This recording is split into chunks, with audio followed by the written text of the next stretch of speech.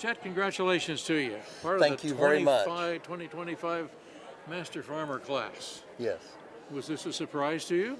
It was. It was when my friend John Reefstack asked if he could do an application for me, and then when I was selected, it was really a surprise because in my mind, I'm just a dirt clod. Oh, I think you're a little conservative in that. Tell me how you got started farming, and when was that anyway? Yep. So way back when, we lived in Florida with my parents. They'd moved to Florida, and we had tenants farming our farm, and we came home for Christmas one year, and one of the tenants had corn stalks that needed chopped. It was a late fall, and they chopped the stalks then. I was 8 or 9 years old, and he asked if I could chop corn stalks, and I wanted to in the worst way, and my mom said, "Oh, I don't think so. He doesn't have clothes," and because they didn't have cabs on the tractors then, it was just a heat houser. Yeah. And so I finally talked my mom into it, and once I got on that tractor, I did that for 3 days while we were home, and I've been in ag ever since. You never got off that tractor? Nope. As you look back, are there things that you would say, well, I'm glad I tried this, but I wouldn't try it again? Well, we got into a truck and trailer business years ago, my older son and I, and finding people and getting paid for jobs and things got tougher and tougher, so we got out of that, but we use that shop that we built as our farm shop now. So sometimes you have to get out of things. And are there things that you say you might look back and say, I'm glad we got into this. It's has really been worked out well. I'm glad we wish we could have done a little bit bigger or a little bit earlier? Yep. So on that, I would say buying land. My wife and I started buying land when we were maybe 19 years old. We bought our first farm. And I can remember her being very upset that the money that I'd earned through high school, that was the down payment, and then we had nothing. But we got that farm paid off in 10 years, and then we've bought a lot of farms since. My regret, I guess, is that I didn't buy more when land was cheap. And they're always hard to pay for, but as the value of them goes up, and yes, you're not hopefully going to sell any of them, but still, it's just to have the land. It's a way to ensure future for us is by owning land.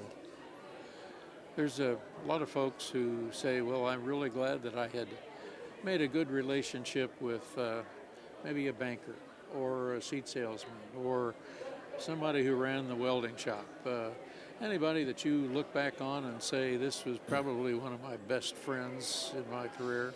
So as I look back, there's been so many people that have mentored me before I even knew what a mentor or a mentee was. To throw out names, when I started on the local FS board, a guy named Bruce Smith was the manager, and he took me under his wing and helped me grow. He liked the way I asked questions. And before I knew it, I was chairman of the local FS, and then he asked me if I wanted to be on the GROWMARK board. He said, I can help you with that. So I was on there for 28 years. He was probably one of my best. There was another older gentleman that had construction equipment and bought and sold that taught me so much about that business. His name was Howard Cowan. And I used to travel all over with him to look at equipment and talk with people, and he always told me that he knew every shortcut. But he said some of them take a long time to get through, but he said, I know every shortcut, and he loved them all.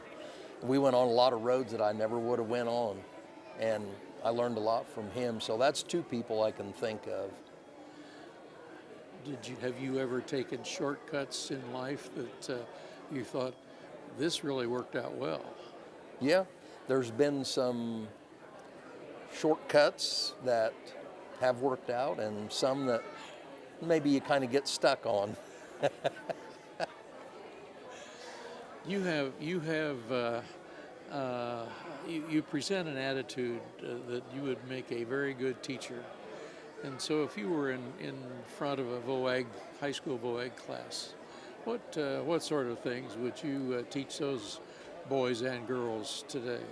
So I had the opportunity recently, a week or so ago, to speak to an FFA class. They were interviewing me to write a story about a farmer.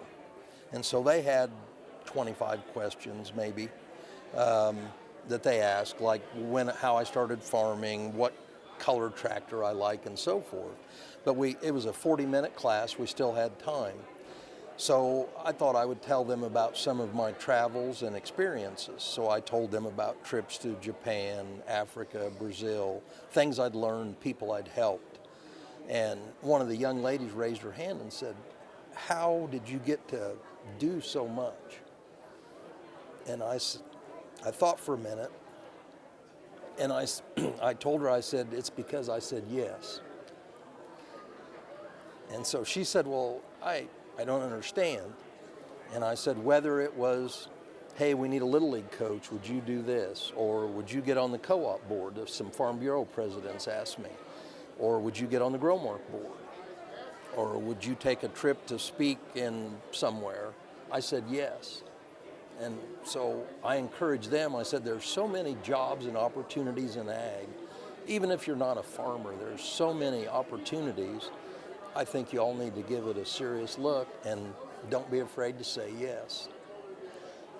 And what you learned, you passed on to a lot of other folks. Yes. And by using that as a lesson in the class, I hope that some of those young folks would end up saying yes to questions that they have been asked. So you probably taught a pretty good lesson there. Yes, I hope so, because there's so much opportunity, so much opportunity.